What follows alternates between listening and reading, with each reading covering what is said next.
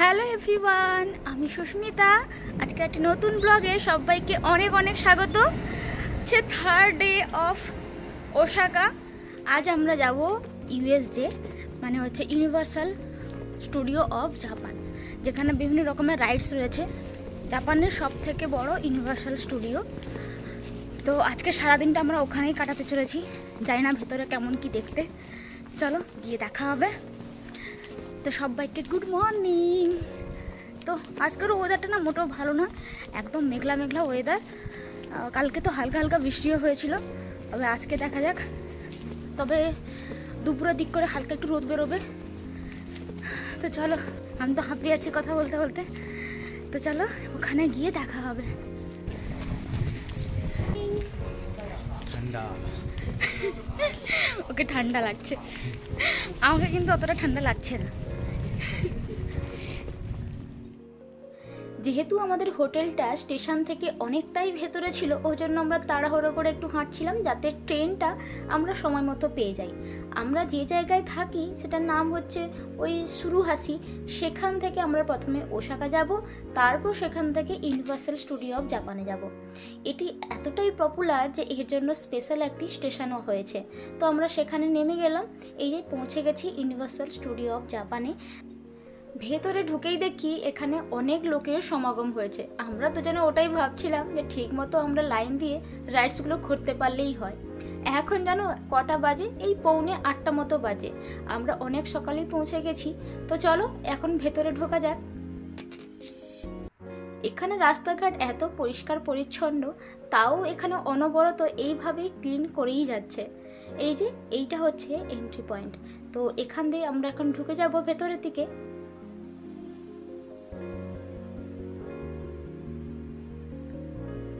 ভেতরে ঢুকলেই না এখানে খুব সুন্দর একটা এইরকম গ্লোব রয়েছে আর লেখা রয়েছে ইউনিভার্সাল।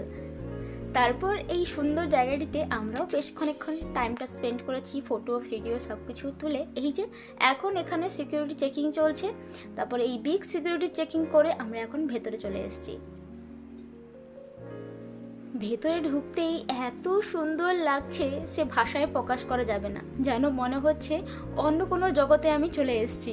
এই যে বড় বড় বিল্ডিং, ঘর বাড়ি দেখে যেন মনে হচ্ছে আমি কোনো ফরেন কান্ট্রিতে চলে এসেছি, যেমন লন্ডন, ইংল্যান্ড, এসব সমস্ত জায়গায় এইরকম বাড়িগুলো আমরা দেখতে পাই। আর দেখো রাস্তাঘাট সব কিছু যেন কত সুন্দর লাগছে।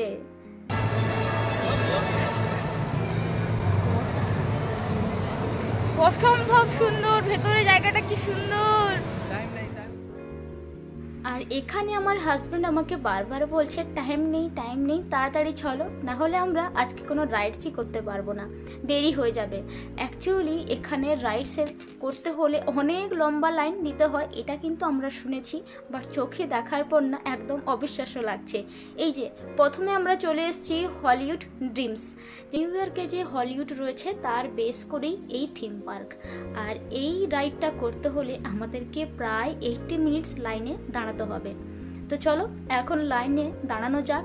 তবে এর লাইন দেখে আমি তো অবাক হয়ে গেছিলাম, এতটা ভেতরে ঢুকে এসেছি সে আর বলার নয়। এই যে এইটি হচ্ছে এই রাইডটি।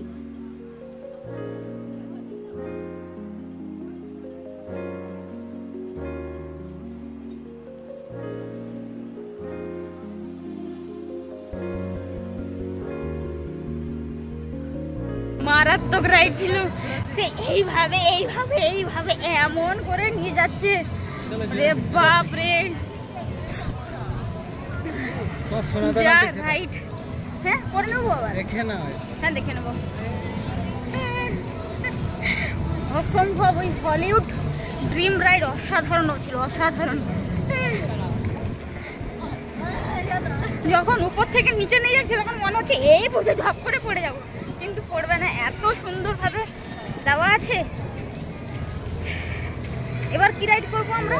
জুরাসিক। ওটাতে কি রকম হবে কে জানে বাবা। চলো জুরাসিকের দিকে যাব। তবে জানো তো এই রাইডসের দুটো টাইপ রয়েছে, একটি হচ্ছে ফরওয়ার্ড আর একটি হচ্ছে ব্যাকওয়ার্ড। ফরওয়ার্ডটা তোমাদেরকে দেখালাম, ব্যাকওয়ার্ডটা হচ্ছে তোমাকে পিছনের দিক করে নিয়ে যাবে। তবে আমরা লাইফে এইরকম ফার্স্ট টাইম রাইড করলাম। তবে এর আগে আমরা কোনো ধরনেরই আমাদের দেশে কোনো রকম রাইড করিনি। তবে ফার্স্ট টাইম এরকম রাইড করে মনে হচ্ছে আমরা লাইফে বিশাল কিছু একটা অ্যাচিভমেন্ট করে নিয়েছি। তো চলো, এই যে থিম পার্কটা, এর মধ্যে এইরকম খুব সুন্দর সুন্দর বিল্ডিং থেকে শুরু করে রাস্তাঘাট, যেন মনে হবে কোনো একটা বড় সড়ো শহরে আমরা চলে এসেছি। এবার বলি যে ইউএসএ মানে হলো ইউনিভার্সাল স্টুডিও অফ জাপান। এটি হচ্ছে এক ধরনের থিম পার্ক। পৃথিবীতে এইরকম 6টি থিম পার্ক রয়েছে, তার মধ্যে এটি হচ্ছে একটি। আর এখানে বিভিন্ন ধরনের অ্যাডভেঞ্চারাস রাইড হয়ে থাকে। আর এটা হচ্ছে এই যে রাস্তাঘাট দেখাচ্ছি, এটা কিন্তু এই থিম পার্কের ভেতরের জায়গা, যেখানে দেখে মনে হবে না যে এটা একটা কোনো শহরের থেকে কম তো কিছুই বলা যাবে না। আর এত সুন্দর সিনারি, যেদিকে তাকাও সেদিকে যেন সুন্দর সুন্দর এইরকম দৃশ্য দেখতে পাবে। সব কিছু যেন ক্যামেরার মধ্যে তুলে থাকতে পারলে যেন আরও বেশি ভালো লাগে। আর এখানে পার পার্সন টিকিটের প্রাইস হচ্ছে ওই 10,000 ইয়েন করে, মানে ভারতীয় মুদ্রায় ধরে রাখো ওই 6,000-এর কাছাকাছি। আর যদি তুমি লাইন অ্যাভয়েড করতে চাও তাহলে এক্সপ্রেস লিমিটেড টিকিটটা তোমাদেরকে পারচেস করতে হবে। তার আবার প্রাইস হচ্ছে এই 15 to 16,000 ইয়েন, মানে ধরে রাখো কতটা। তবে এখানে প্রতিটা লাইনে তোমাকে দাঁড়াতে হবে প্রায় 2 থেকে 2.5 ঘন্টা লাইনে দাঁড়াতে হয়, তবে গিয়ে তুমি একটা রাইডস কিন্তু করতে পারবে। তো চলো, এখন আমরা চলে এসেছি জুরাসিক পার্কে। তো এখানে বৃষ্টির একটি ব্যাপার আছে, ভিজে যেতে পারি, ওই জন্য আমরা 500 ইয়েন করে এইরকম একটা রেনকোট কিনে নিয়েছি। আর এখানে দেখো কত বড় লাইন যেন শেষই হতে চায় না। তো চলো, প্রতিটা লাইনে মোটামুটি 2 ঘন্টা করে দাঁড়িয়ে থাকতে হবে, তবে গিয়েই কোনো রাইড করা যাবে। মানে আমরা 8টা সাড়ে 8টার সময় একটা রাইড করেছি, এখন বাজে 11টা। তো এখন আরো 1-1.5 ঘন্টা দাঁড়াবো, দিলে এই রাইডটা করতে পারবো, জুরাসিক রাইড। Let's go. এখানে রাইডস করার সময় ভেতরে কোনো রকম মোবাইল কিন্তু অ্যালাউ নয়, এই জন্য ভেতরের কোনো দৃশ্য তোমাদের সঙ্গে শেয়ার করতে পারিনি। তবে রাইডস করে আসার পর এখানে এই জায়গাটা তোমাদের সঙ্গে শেয়ার করব, যেখানে এইরকম উপর থেকে ওয়াটারফল হচ্ছে। আর এই জায়গাটিতে যখন এই রোলার কোস্টারটি উপর থেকে একদম নিচের ফিনিশিং পয়েন্টে আসছে, তখন এইরকম সুন্দর একটা দৃশ্য দেখতে পাওয়া যায়, যেখানে পুরো ভিজে যাওয়ার উপক্রম থাকে। ওই জন্যই আমরা রেনকোটটা কিনেছিলাম। আর যখনই জুরাসিক পার্কে রাইড করেছিলাম ভেতরে, যেন পুরো রিয়েল ফিল দিচ্ছিল জুরাসিক পার্কে। তো এই ছিল আমার পুরো অনুভূতি জুরাসিক পার্কের। তারপর এখানে আরও একটি রাইড ছিল, যেটা আমরা করার কথা একদমই মনেই ভাবিনি, দেখেই আমাদের হাড় হিম হয়ে এসেছিল। এই যে এটা হলো ফ্লাইং ডাইনোসর, পুরো উল্টো করে তোমাকে ঝুলিয়ে রাখবে, দিয়ে প্রচণ্ড পরে মিনিমাম 10 থেকে 15 মিনিট এইভাবেই ঘোরাতে থাকে, উপর নিচে, যেটা দেখার পর আমাদের হাড় পুরো হিম হয়ে এসেছিল। এই হচ্ছে এই রাইড, এত বড়, বেশ অনেকক্ষণ ধরে চলবে কিন্তু। তো এতক্ষণ পর্যন্ত আমরা অনলি 2টো রাইড করেছি। তো চলো, এবার আমরা যাব হলিউডের খুবই ফেমাস এক মুভি, যেটা হচ্ছে হ্যারি পটার। অনেকেই হয়তো দেখে থেকেছো, বাট আমি এখনো পর্যন্ত দেখিনি। তো এই হচ্ছে হ্যারি পটারের সামনের এন্ট্রিটা। চলো ভেতরে এখন ঢুকে দেখা যাক। ভেতরে ঢুকেই দেখি এখানে একটি ট্রেন রয়েছে, যেখানে কিছু অ্যাক্টিভিটি চলছে। তবে এই ট্রেনটির নাম আমি কিন্তু জানি না। যারা অলরেডি হ্যারি পটার দেখে নিয়েছো তারা কিন্তু বেশ ভালোই বুঝতে পারবে যে এটা কি ট্রেন। তো এখানে খুবই ফেমাস এক বাটার বিয়ার বিক্রি হচ্ছিল, যেটা প্রায় লোক খাওয়ার জন্য বেশ ভিড় করছিল, তবে আমরা একবারও টেস্ট করে দেখিনি।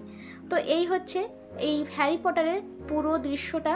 আর এখানে সমস্ত কিছুই হ্যারি পটারের এই সিনগুলো আমরা দেখতে পাচ্ছিলাম। তবে সত্যি বলছি, এখানে কিছুই বুঝতে পারিনি। তো তবে বেশ এনজয় করছিলাম, খুব সুন্দর এখানে একটা শো হচ্ছিল। এখানে এই হ্যারি পটারের ভেতরেই একটি এম্পোরিয়াম ছিল, যেখানে হ্যারি পটারে ইউজ করা বিভিন্ন ধরনের জিনিসপত্র, মানে কিচেন থেকে শুরু করে জ্যাকেট, আরও যত কিছু রয়েছিল সব কিছুই এখানে সাজিয়ে রাখা আছে এইরকম র্যাকে করে বিক্রি হওয়ার জন্য। আর এখানে এই যে কিচেনগুলো দেখতে এত সুন্দর, কিন্তু দামটাও খুব ভালো ছিল। তো যাই হোক, এখানে এই যে হ্যারি পটার যে জ্যাকেট ইউজ করেছিল, সোয়েটার, সেই থিমেই এটা বিক্রি হচ্ছিল। আর যেটা তোমাদেরকে প্রথমেই বলেছিলাম, এই যে বাটার বিয়ার, এই যে বিয়ার আর উপরে কি সুন্দর এইরকম যে ফেনা বেরিয়ে আসে, সেই থিমেই এইরকম বাটার বিয়ার কফি মাগ ছিল, যেটা দেখতে আমার বেশ ইন্টারেস্টিং লেগেছিল। তো এই ছিল সব কিছু। তবে এই ইউএসের ভিডিওটা আমি দুটো পার্টে ভাগ করেছি, এটা এত বড় আর এত কিছু আমার দেখানোর ছিল ওই জন্যই। তবে সেকেন্ড পার্ট খুবই তাড়াতাড়ি আসছে। যদি এই ভিডিওটা তোমাদের ভালো লাগে তাহলে অবশ্যই একটা লাইক করো, কমেন্ট করে জানিও। Bye bye.